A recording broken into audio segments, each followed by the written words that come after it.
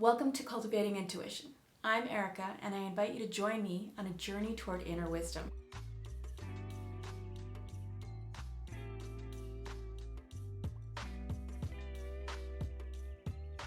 I'm a high school art teacher, and I'm taking the year off. So what I'm going to do is investigate intuition. I'm going to try a new practice each week that will bring me closer to inner knowing. I'm using Merriam-Webster's definition of intuition here. The power or faculty of attaining direct knowledge or cognition without evident or rational thought and interference. For our first practice, we're going to do 3 things. 1, play. 2, have a mindful moment. And 3, ask a question, specifically, what's my next move? So let's start with play. Play invites intuition. I encourage you to pick a type of play that lets you let go, that lets you be a carefree kid. It should be an active practice, like dancing, skipping, or jumping, something that gets you out of your head. I'm gonna swing.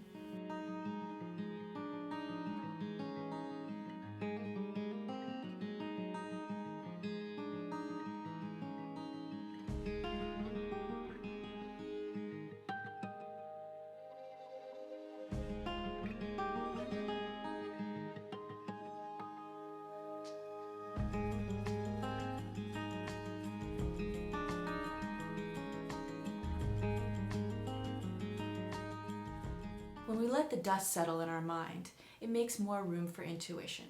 So now we're going to practice a mindful moment.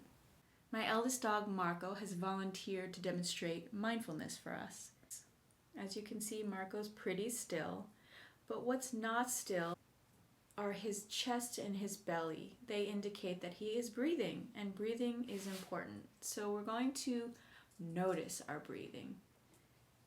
When you inhale, your belly is going to expand, and when you exhale, it's going to contract a little bit.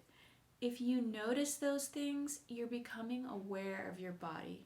Being aware of our breath puts us in tune with the ebb and flow of breath throughout our body. So it's about the breath, but it's also about the breath as it moves through our body.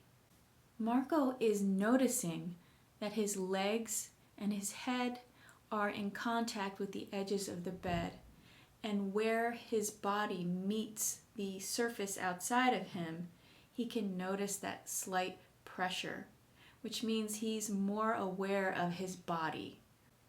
Marco would like to mention that if you have a ton of thoughts going on and this is really hard for you, that it's okay, because that's how it is sometimes.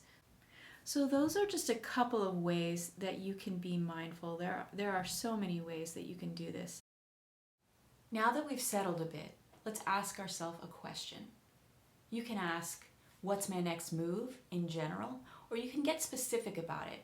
You might say, what's my next move in my career? What's my next move in taking care of my health? It could be anything that you decide.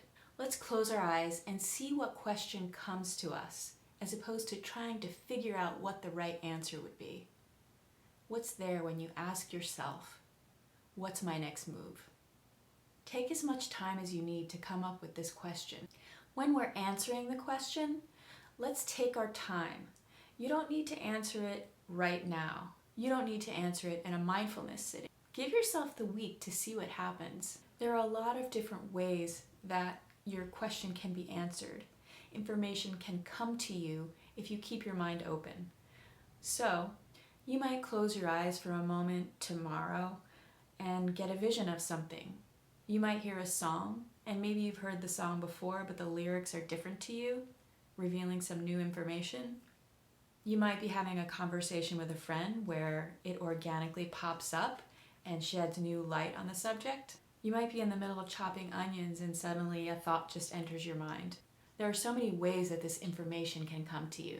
I'll let you know what comes up for me next week, and that will determine what we're going to practice together. I hope you have a really good time discovering the answer to your question this week. Join me to experience your intuition in a new way every Wednesday. Thank you for practicing with me. Take good care of you.